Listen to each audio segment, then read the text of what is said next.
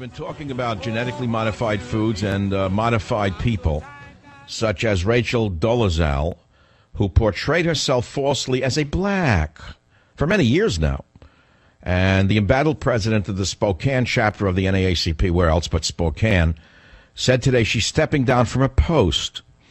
Rachel Dolezal has parents who said she was born as a Caucasian child, but she identified as a black, and somehow I don't know how she got the job. She changed her appearance.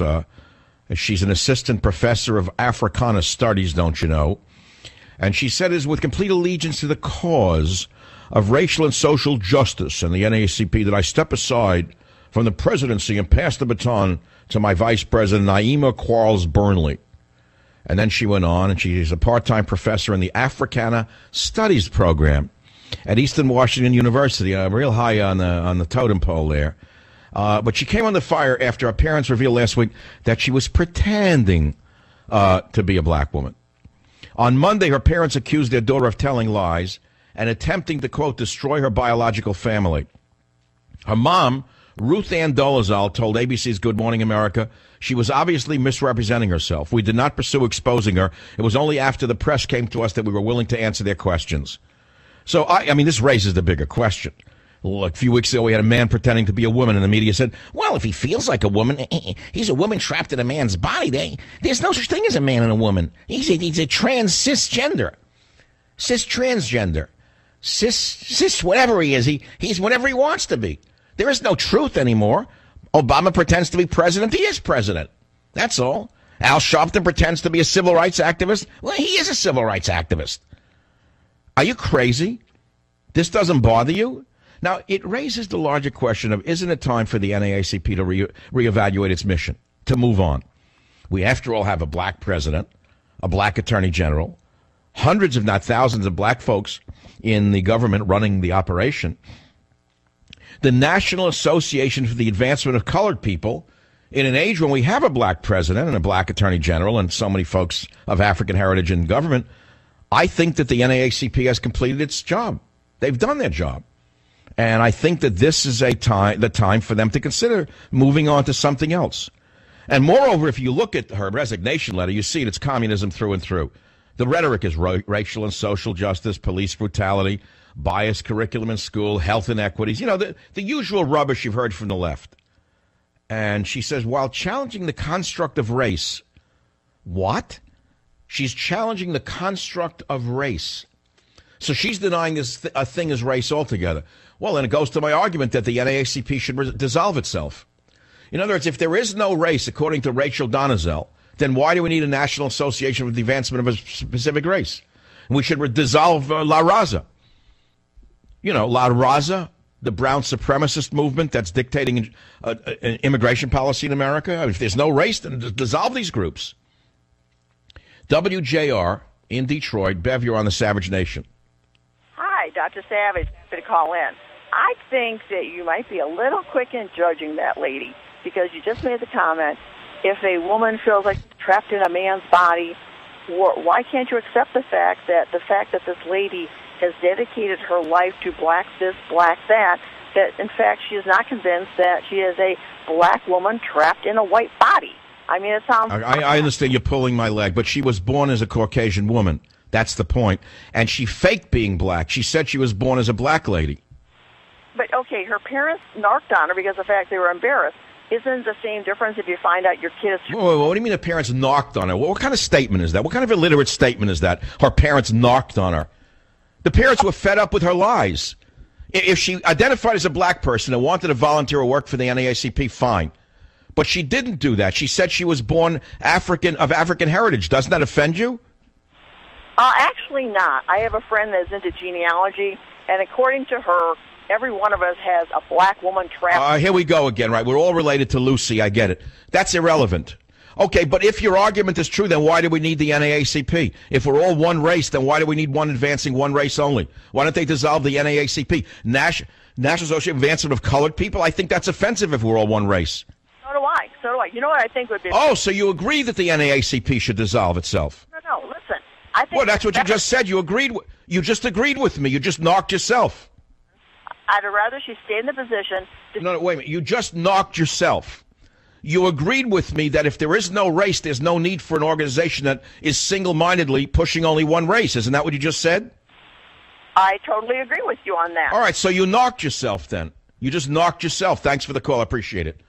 You're not going to believe this in clip 10. But is it possible that she might actually be black? And the best way that I know how to describe this, and I want to be very careful here, because I don't want to say that it is equivalent to the transgender experience, but there is a useful language in trans and cis, which is just to say some of us are born cisgendered, some of us are born transgendered, but there is actually a different category of blackness that is about the achievement of blackness despite one's parentage. Is that possible? Can you believe the mouth on this woman?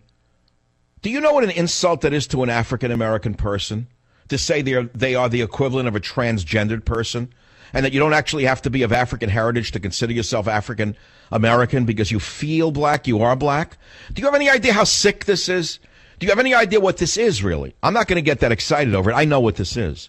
This is the communist left redefining everything in our society in front of our eyes. Now, the host then goes on to the next idiot in clip 11. It's absolutely possible. I mean, why not? I mean, I think that one thing that she said that I found so fascinating was she said her identity is multi-layered and that her identity is very complicated and that she didn't expect for people to understand it easily.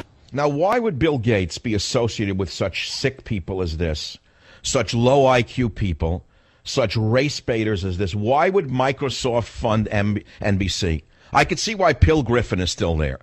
I could see why Phil Griffin still works at MSNBC and NBC. That's where he belongs. He belongs with these low IQ, insulting people. But it gets even worse in the next clip 12. Listen to this from MSNBC. Bill Gates, pay attention. I think what she's alluding to is this sort of perhaps, and again, we don't know that much about the story. You know, we need to hear more from her and more of her personal story. But there certainly is a chance that she identifies as a black woman and that there could be authenticity to that. Well, her parents said she was born as a Caucasian girl, and she resigned today, you idiots. And if you had any self-respect, Harris, Perry, you would be fired or you'd resign today out of shame.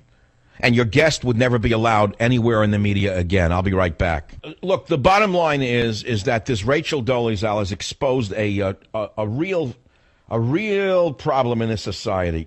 She faked being black her whole life. She changed her appearance to look black. I don't know how she became the head of the chapter other than pushing the communist rhetoric harder and faster than anyone else in that office. I mean, when I read her resignation letter, I said classic communism, empowering marginalized voices, police brutality, biased curriculum in schools, health inequities, lack of pro-justice political representation. This is right out of the communist playbook.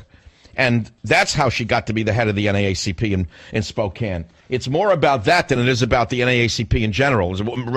It's more about what the NAACP is pushing rather than Rachel Dolezal. What is their message?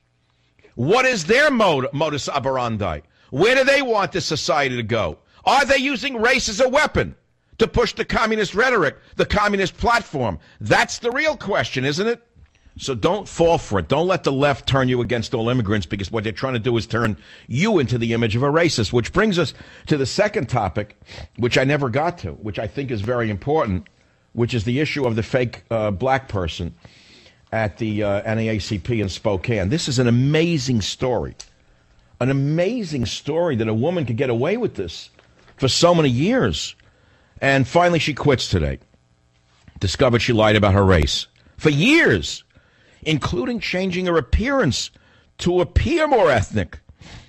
Her parents came forward saying she has routinely identified herself as a black woman when she is biologically white. And so this incident has sparked a national dialogue over race and ethnicity and self-identity.